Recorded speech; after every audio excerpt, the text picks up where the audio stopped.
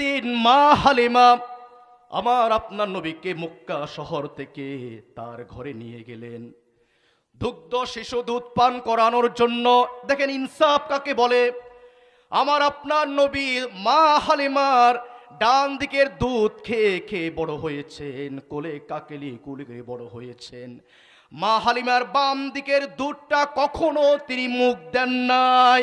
মা হালিমা রসুল যখন কথা বলতে শিখেছেন, শুদ্ধ ভাষায় কথা বলতে পারেন, হালিমা জিজ্ঞেস করলো, আমার কলিজা মুহাম্মদ তুমি বলো দেখি, 2 বছর পর্যন্ত তুমি আমার ডান দিকে দুধ খেয়েছো, বাম দিকের দুধ তুমি কখনো মুখ দাও নাই, কি জন্য তুমি ডান দিকের মুখে দুধ দাও নাই, তুমি আমাকে একটু বলো।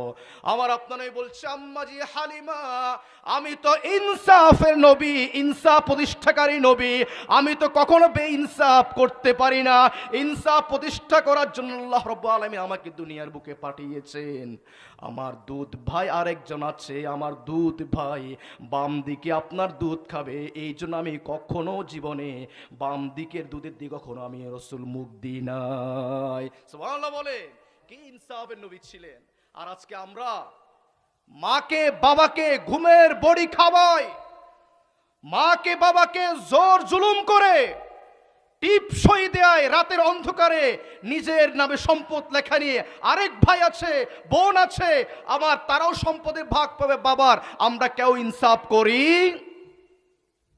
এটা হচ্ছে ইনসাফের নবী।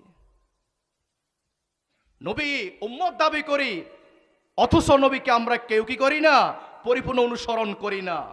যদি অনুসরণ না করেন, নবীকে জানের চেয়ে বেশি ভালো না বাসেন, আপনি কখন নবীর উম্মত নিজেকে দাবি করতে পারবেন? সকল আল্লাহ বলেছেন তোমরা